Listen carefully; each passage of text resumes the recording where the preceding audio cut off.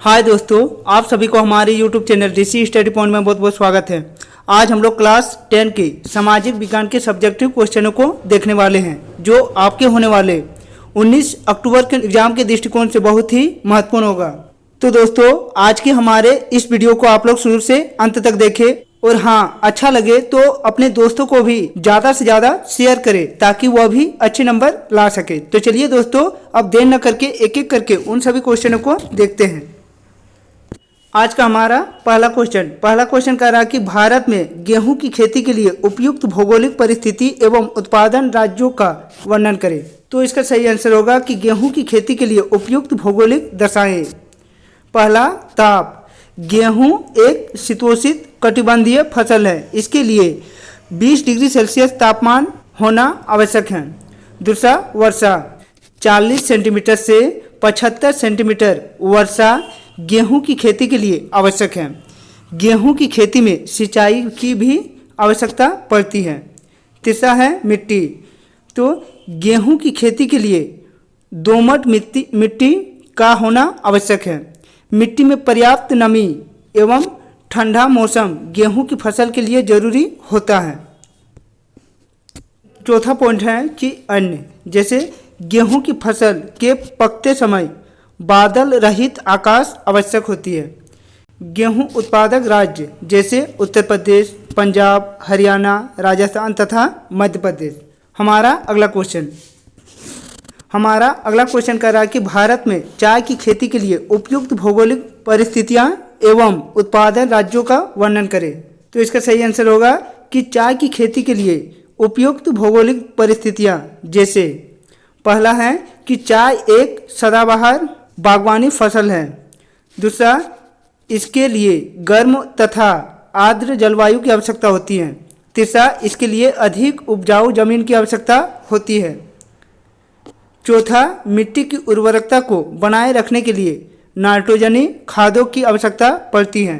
तापमान 25 degree Celsius से 30 degree Celsius तापमान आवश्यक होती है। वर्षा 125 सेंटीमीटर से 750 सेंटीमीटर वर्षा चाय के लिए आवश्यक होती है।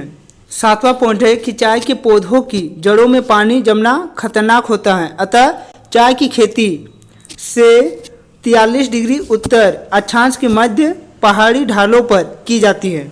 इसके उत्पादक राज्य जैसे असम चाय का प्रमुख उत्पादक राज्य है। यहाँ चाय उत्पादन की अनुकूल दशाएं पाई जाती हैं। पश्चिम बंगाल के दार्जिलिंग तथा कूच बिहार में भी चाय की खेती होती है। तमिलनाडु तथा केरल भी चाय उत्पादन में अग्रणीय राज्य है। हमारा अगला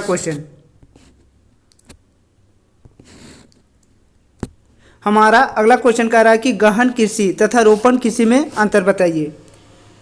तो गहन कृषि और रोपण कृषि में निम्नलिखित अंतर होती है। इस गहन कृषि के लिए इसके अंतर्गत भूमि का क्षेत्रफल कम होता है एवं रोपण कृषि के लिए भूमि का क्षेत्रफल अधिक होता है। दूसरा है कि गहन कृषि में एक ही भूमि पर कई फसलों का उत्पादन किया जाता है और रोपण कृषि में एक भूमि पर एक या दो फसलों को उगाया जाता है। तीसरा है कि इस प्रकार की कृषि में खाद्यान्नों का उत्पादन किया जाता है, उदाहरण धान, गेहूँ, मक्का आदि। और इस प्रकार के कृषि में व्यापारिक फसलों का उत्पादन किया जाता है, जैसे चाय, कॉफ़ी, रबड़, गन्ना, केला आदि। चौथा पॉइंट इस प्रकार लिख सकते हैं कि यह पारंपरिक ढंग से की जाती है और रोपण कृषि इसके विशेष तकनीक की आवश्यकता होती है। हमारा अगला क्वेश्चन कह रहा है कि न्यूनतम सहायक मूल्य से क्या अभिप्राय है।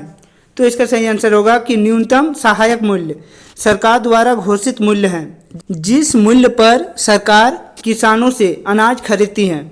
न्यूनतम सहायक मूल्य किसानों को उनके उत्पादन का उचित मूल्य है। सरकार द्वारा इसे किसानों के हित में लागू किया जाता है। अगला क्वेश्चन है कि सरकार इनमें से कौन सी घोषणा फसलों को सहायता देने के लिए करती है। पहला ऑप्शन है कि अधिकतम सहायक मूल्य, दूसरा ऑप्शन है न्यूनतम सहायक मूल्य, तीसरा ऑप्शन है मध्यम सहायक मूल्य और चौथा ऑप्शन है प्रभावी सहायक मूल्य। तो सरकार न्यूनतम सहायक मूल्य की घोषणा फसलों को सहायता प्रदान करने के लिए करती है। हमारा अगला क्वेश्चन कह रहा है कि स्थानांतरित कृषि से क्या तात्पर्य है, यह भारत के किन क्षेत्रों में की जाती है। तो इसका सही आंसर होगा कि अधिक वर्षा वाले क्षेत्र में जब एक स्थान की भूमि की उर्वरकता शक्ति समाप्त हो जाती है तो किसान उस स्थान की भूमि को छोड़कर दूसरे स्थान की भूमि को साफ कर वहां पर खेती करते हैं। कृषि की इस प्रणाली को स्थानांतरित कृषि या कर्तव्य दहन प्रणाली कृषि कहा जाता है। इस प्रकार की कृषि भारत में पूर्वोत्तर प्रदेश में छोटा नागपुर की पठारी भागों में तथा अंडमान निकोबार द्वीप समूह में की जाती है। हमारा अगला क्वेश्चन कह रहा है कि भारतीय कृषि की मुख्य विशेषताएं क्या हैं। तो इसका सही आंसर होगा कि भारतीय कृषि की मुख्य विशेषताएं निम्नलिखित हैं। पहला कि भारत में कृषि के अंतर्गत खाद्यान्नों का उत्पादन किया जाता है। दूसरा कि कृषि में पशुओं की भूमिका महत्वपूर्ण होती है। तीसरा कि भारतीय कृषि मानसून पर निर्भर होते हैं। चौथा अनेक फसलों का उत्पादन विस्तृत क्षेत्र में होता है। पांचवा कि जोतों का आकार काफ़ी छोटा होता है। छठा उत्पादकता कम होती है। और सातवां कि राष्ट्रीय अर्थव्यवस्था में महत्वपूर्ण योगदान करती है। हमारा अगला क्वेश्चन कह रहा है कि आत्मनिर्भर कृषि की प्रमुख विशेषताओं का वर्णन करें या आत्मनिर्भर कृषि क्या है।